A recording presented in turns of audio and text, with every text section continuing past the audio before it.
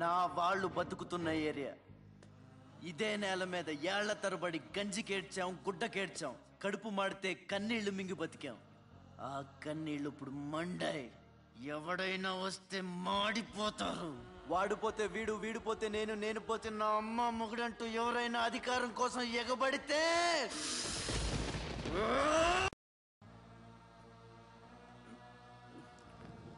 అప్పలనాయుడు దాదాగిరికి వచ్చిన, దౌర్జన్యానికి వచ్చిన, గూండాయిజానికి వచ్చిన, గ్రూపులు కట్టడానికి వచ్చిన, రాజకీయంతో వచ్చిన, రౌడీయిజంతో వచ్చిన ఓటు కోసం లెక్కన పోర్టుకి బలవుతాయి. తీరంలో కెరటాలు ఎరుపు రంగు పూసుకుని పోటెత్తుతాయి.